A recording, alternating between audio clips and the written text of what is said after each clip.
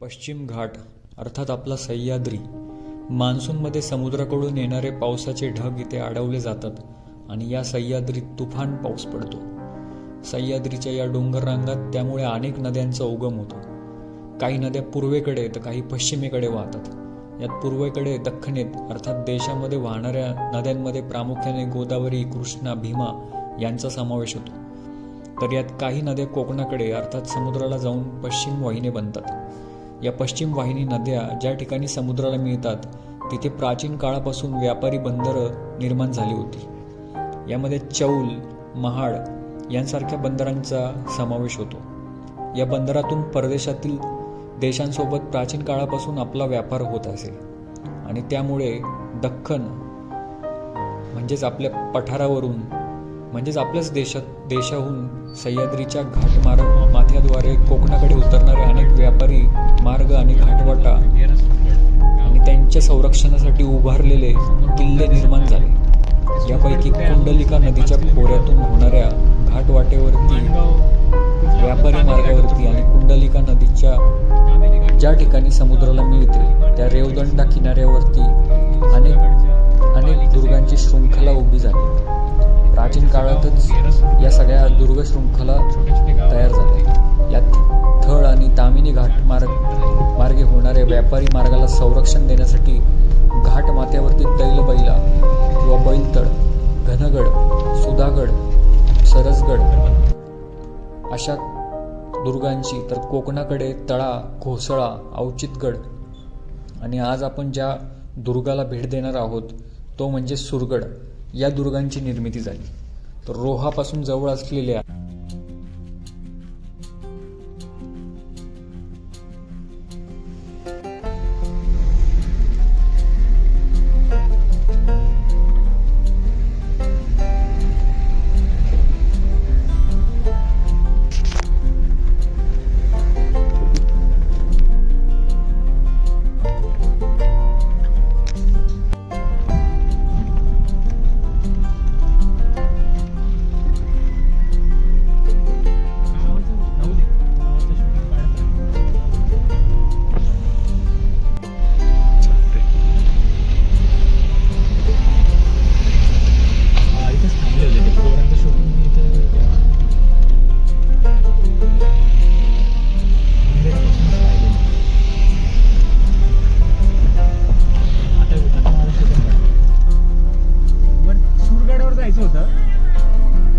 पुढं गाडी लावायला कुठं जागा आहे? आंब्याच्या काढात म्हणजे या रस्ता संपतो का तिथं? बर, जाईल ना पण नक्की गाडी? बर,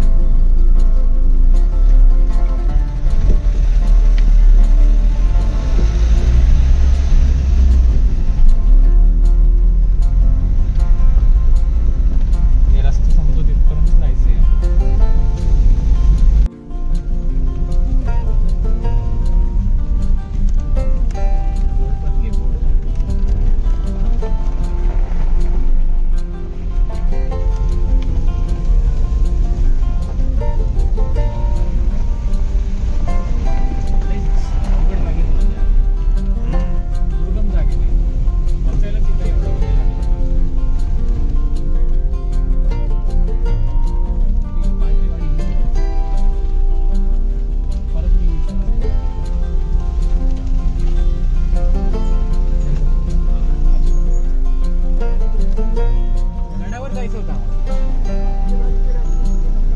तिथून रस्ता आहे ना?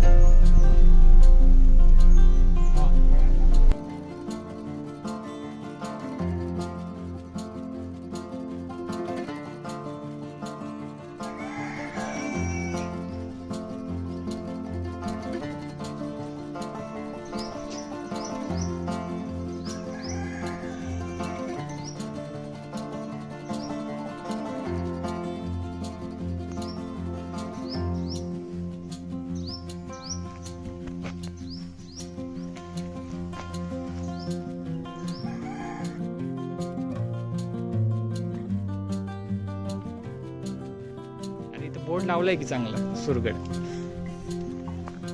बोर्ड लावलाय इथे.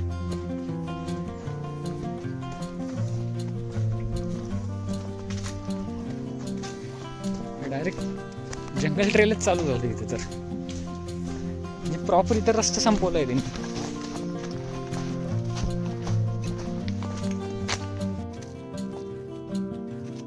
तर 11:24 झालेत सकाळचे. आणि सकाळी आपण कितीला निघालो? सकाळी पुण्याहून आम्ही 6:15-7च्या दरम्यान निघालो. पोहोचायला आम्हाला इथे 3 ते 4 घंटे लागले. मध्ये नाश्ता करायला थांबलेलो होतो. सुरगडाच्या पायथ्याशी घेरा सुरगड नावाचे गाव आहे. त्या गावातून आता आम्ही जवळपास 11:20ला चालू केलंय. वरती जायला गावातून माहिती घेतली 1 तास लागतो. आणि इथून गावातूनच एका घरासमोरून रस्ता आहे बोळीतून, तिथून चालू केलंय. आणि हा मागे गड आहे. आता वरती जायला 1 तास लागतो असं सांगितलंय. बघू कसं होतंय. पाठीमागं गड आहे.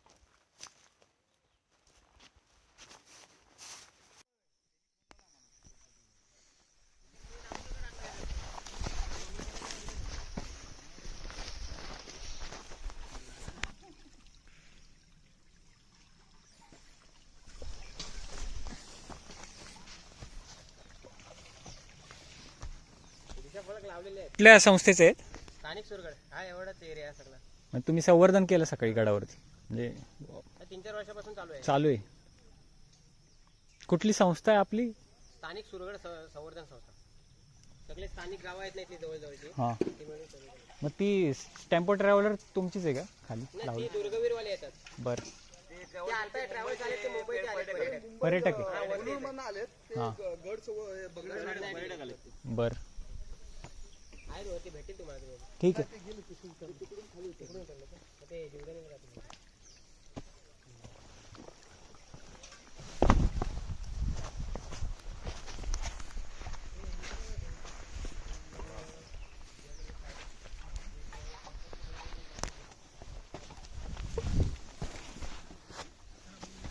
थोडंसं नीट आहे. पाण्यात शक्यतो पाय नको घालू.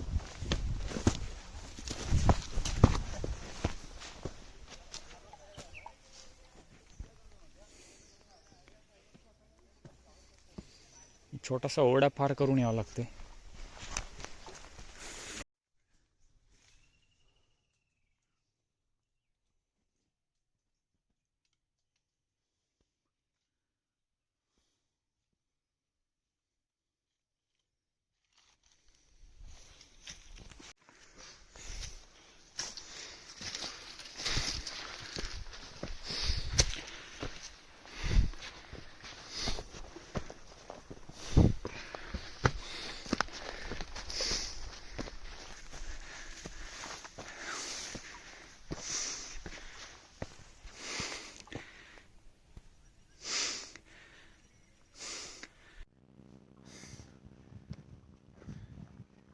किती 20 मिनिटाची आपण जंगलातली चढाई केली आत्ता जंगलामध्ये.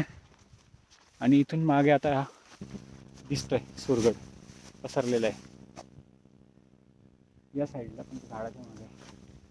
म्हणजे परत जंगल पॅच चालू होतोय. पण खडक लागलाय आम्हाला गडाचा.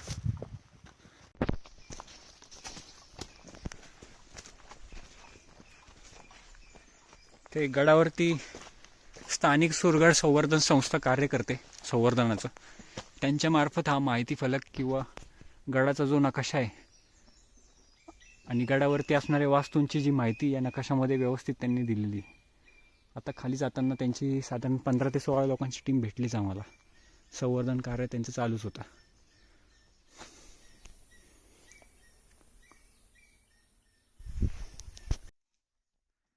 पहिले आता सुधागडाचा सुरगडाचा रस्ता इथं उजव्या बाजूला जातोय. आणि इथेच खाली गड चढायला घ्यायच्या पहिले इथे अंसाई देवीचं मंदिर आणि मारुतीचं शिल्प पाहायचं आहे आपल्याला. पहिले तिकडच्या साईडला जाऊ.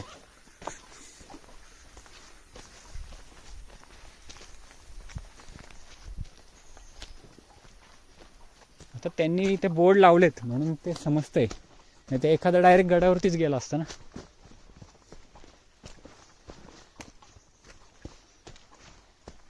मारुती राया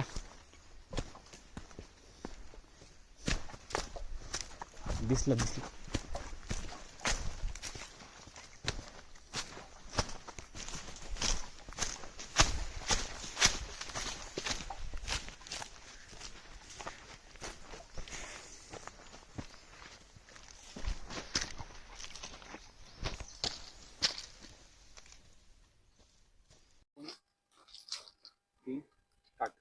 सुरगड चढायला घेतलेला आहे. चढता चढताच मध्ये एक मारुतीचं शिल्प लागतं. त्याला चपेटदान मारुती असं म्हणले जाते. तर त्याच्या पायाच्या खाली जर नीट बघितलं तर एक पनोती नावाची एक राक्षसिनी आहे.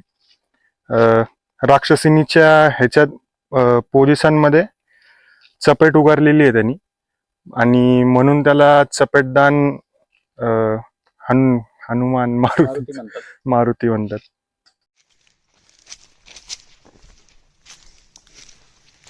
तोफ आणि अंगसाई देवी एकच ठिकाणी. आम्हाला असं वाटलं की दोन वेगळे ठिकाणी मॅपमध्ये दाखवल्याप्रमाणे, पण ते एकच ठिकाणी. तर इथे असं एक, आणि ते परत काही अवशेष आहे कुठलंही काय कळत नाही.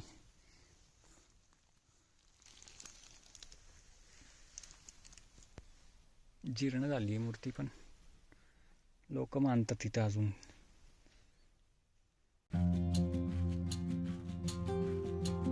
मारुतीचे आणि अंगसाई देवीचे मंदिर पाहिल्यानंतर पुढे गडाच्या बेचक्याच्या अलीकडे किंवा ज्या घडीतून आपल्याला वर जायचे आहे त्या घडीच्या अलीकडेच उजव्या बाजूला कातळामध्ये कोरलेली एक मानवनिर्मित पाण्याची टाकी किंवा गुफा आपल्याला बघायला मिळते. त्यात थोडेसे पाणी साचलेले आहे, आणि पुढे गेल्यानंतर नैसर्गिकरित्या तयार झालेले नॅचरल शेल्टर म्हणजे खोलगट आतमध्ये सरकलेले दगडांचे कडे पाहायला मिळतात. त्याच एका कड्याच्या समोर कातळात खोदलेली पाण्याची टाकी आपल्याला पाहायला मिळते. गडावर राहणारे पहारेकरी किंवा सैनिक यांच्या पाण्याची सोय या पाण्याच्या टाकीतून केली जात असावी.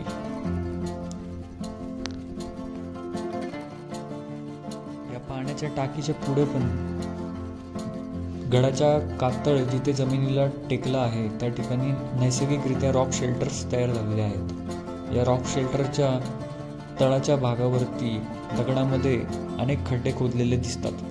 या खड्ड्यामध्ये शिवकाळात किंवा शिवपूर्व काळामध्ये बांबू किंवा लाकूड रोवून त्या ठिकाणी शेल्टर किंवा निवाऱ्याची जागा तयार करून तिथे माणसे आणि सैनिक आसऱ्यासाठी थांबत असत. यानंतर गडावर जाणारी वाट ही गडाच्या घळीमधून वरती जाते. तर घळ चढताना आपण काळजीपूर्वक वरती चढायचे. इथे आपल्याला रॉक पॅच सर करून वरती जावं लागतं.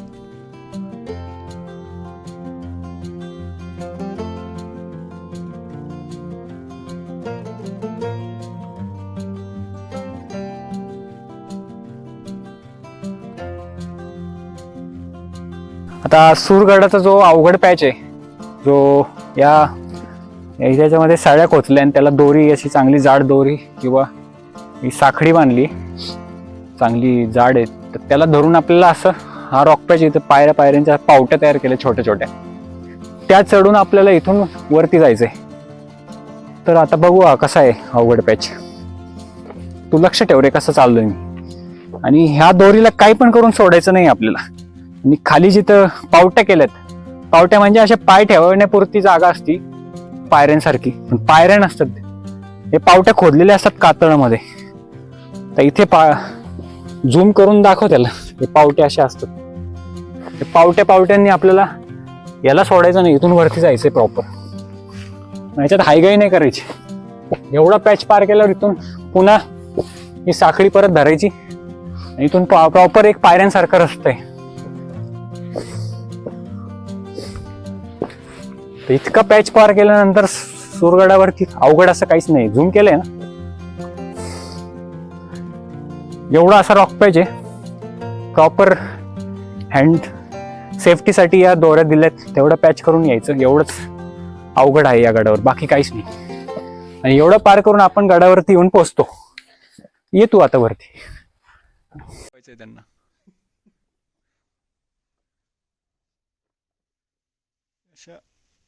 रॉक पॅच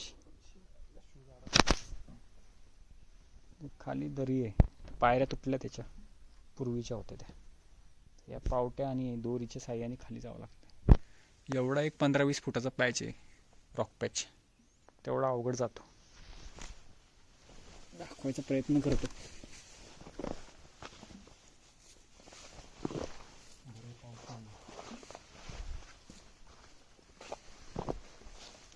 तर आपली नजर मेली म्हणून ठीक, नाही तर तुम्ही कसलं काय करू नका.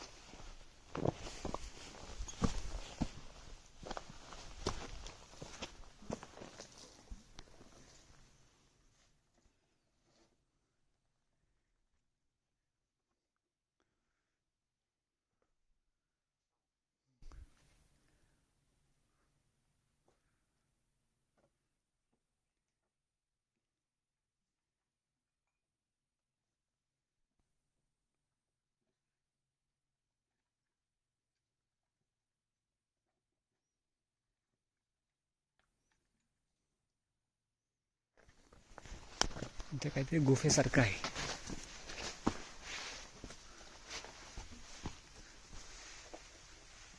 बरेच मोठं काय काय दिसतंय. आपल्याला आतमध्ये जायचं नाही पण.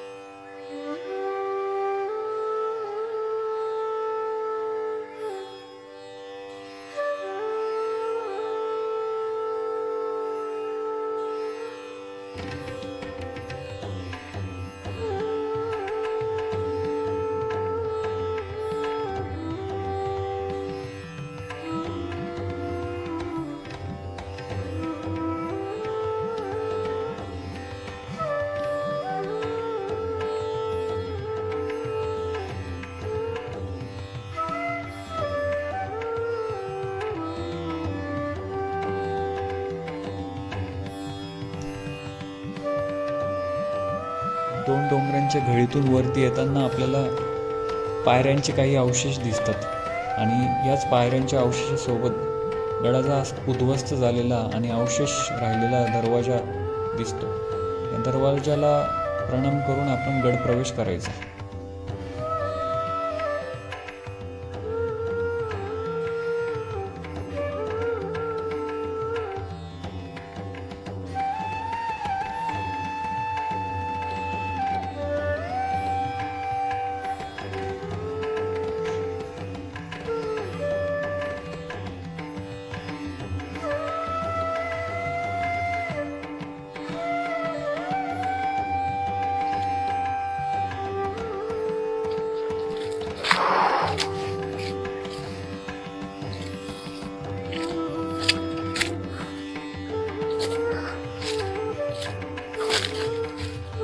घेरा सुरगडाच्या बेसकेतून वर येणाऱ्या वाटेने वरती आलोय आणि रॉक पॅच चढून वरती आल्यानंतर गडाच्या दरवाजातून, पहिल्या दरवाजातून आल्यावरती इथे दुर्गावीर प्रतिष्ठान घेरा सुधागड यांच्या मार्फत जो गडाचा माहिती फलक आहे तो लावण्यात आलेला आहे आणि गडाचा नकाशा लावण्यात आलाय.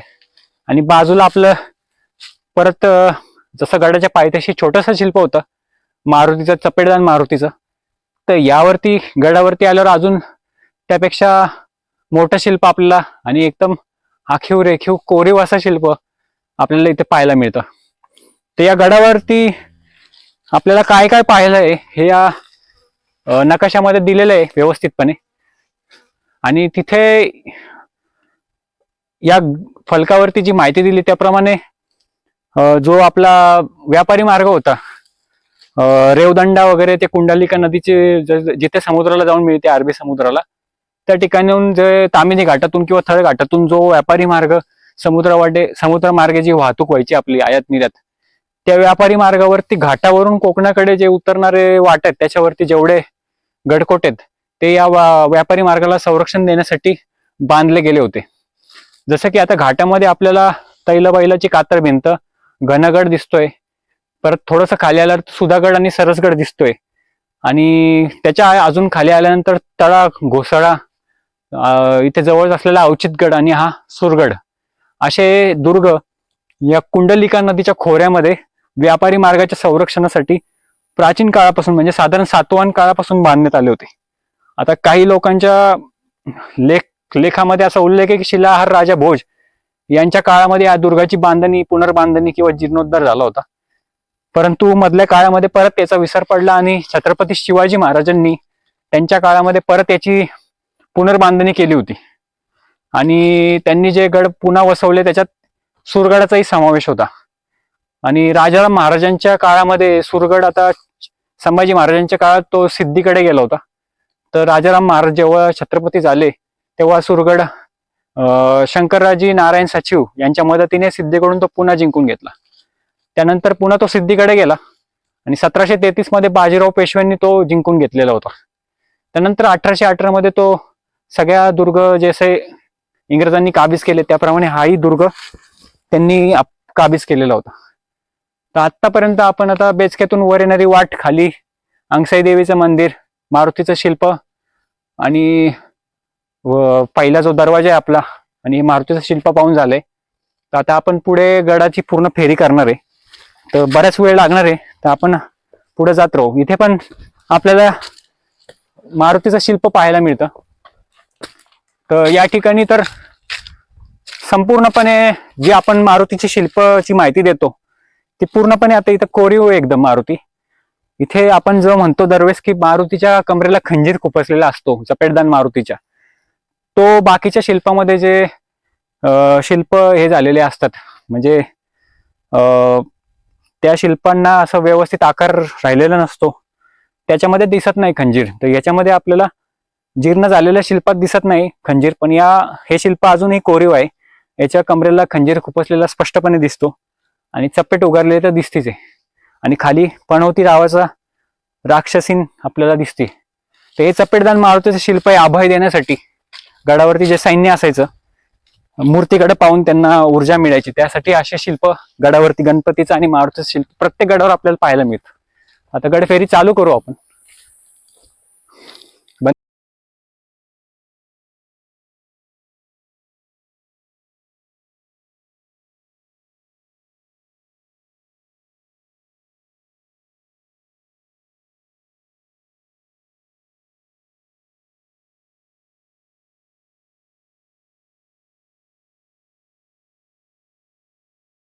आता गडावरून खाली येताना एक मित्र भेटलेत आपल्याला.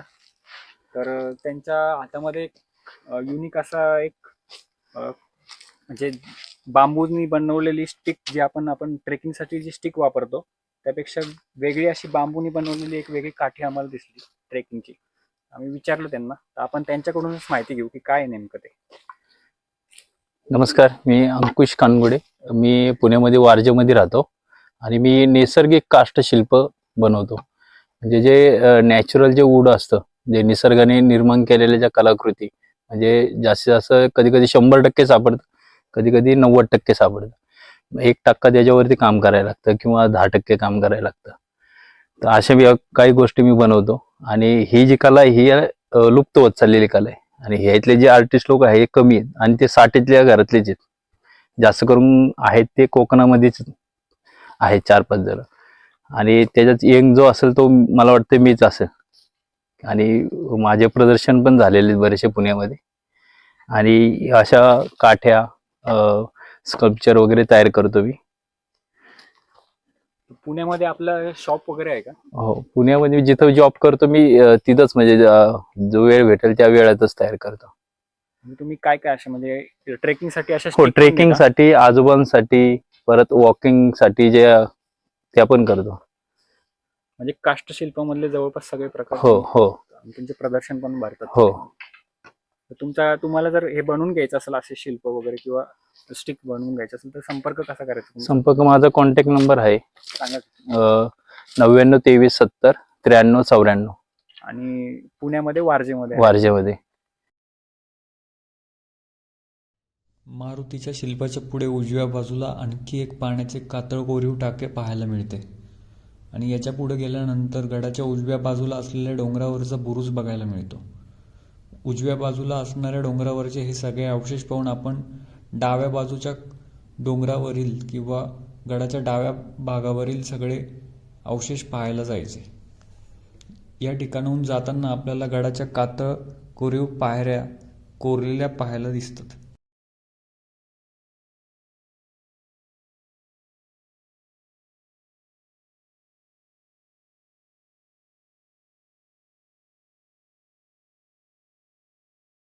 गड माथ्यावर प्रवेश करताच गडावरील अनेक वास्तूंचे अवशेष आपल्या नजरेस पडतात. यामध्ये काही वाड्यांचे अवशेष, तर पुढे गेल्यानंतर एक छत नसलेले उघड्यावरती असलेले मंदिर पाहायला मिळते. या मंदिरात महादेवाची पिंड आणि काही अनामिक देवता यांच्या मूर्ती बघायला मिळतात. तर काही धान्याचे जाते इथे बघायला मिळतात.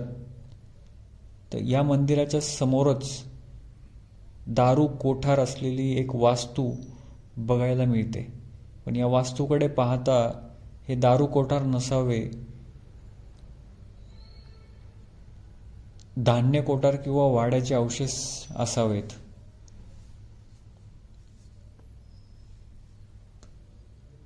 दारू कोठार नामक असलेली हे वास्तूचे अवशेष बघून आपण गडाच्या पुढच्या भागामध्ये जाताच आपल्याला पाण्याची काही टाक्यांचा समूह पाहायला मिळतो.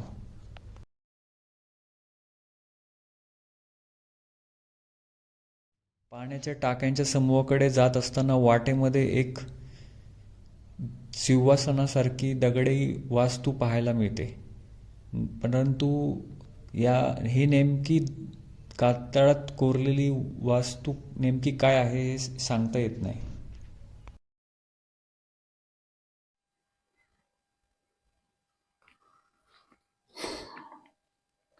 आता सुरगडाच्या माथ्यावरती आहे.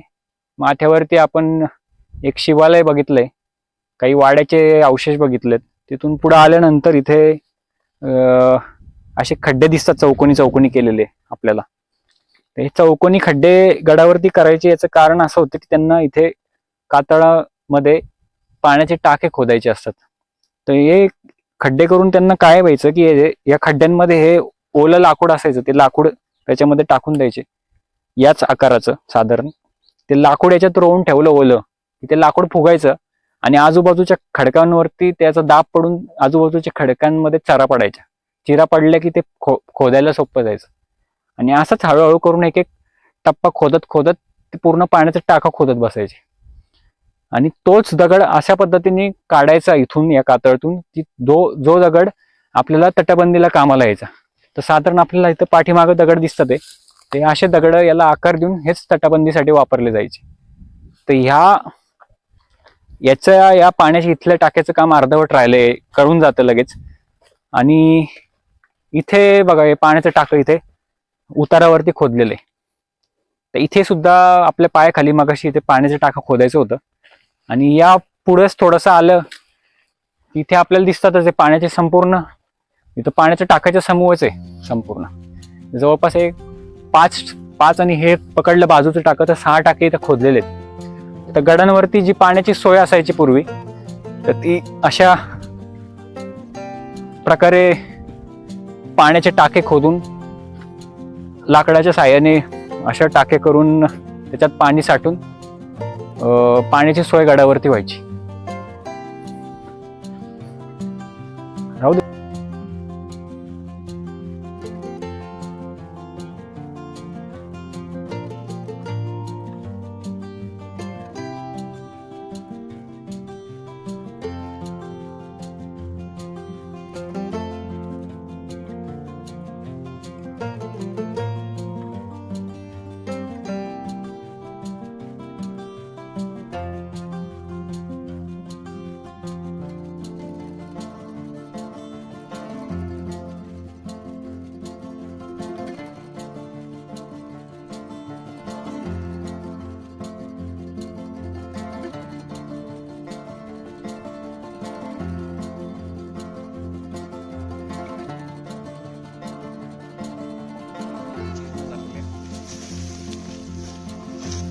आपल्या विरगळी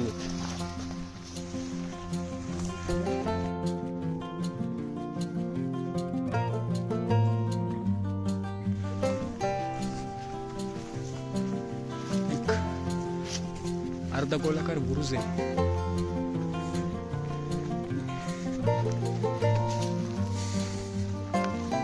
पडलाय. बरीच तटबंदीचे अवशेष आहेत.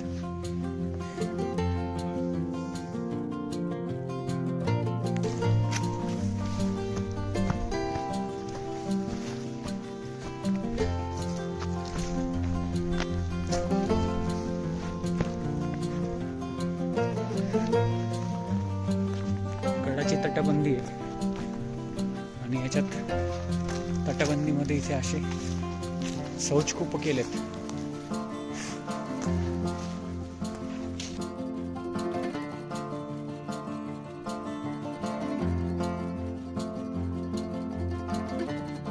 उत्तर भागामध्ये तटबंदी आणि त्याच्या खाली पाण्याचा टाक आहे. आणि तटबंदीवरती चढून जाणारी पायरी वाटे बघू कुठे जाते.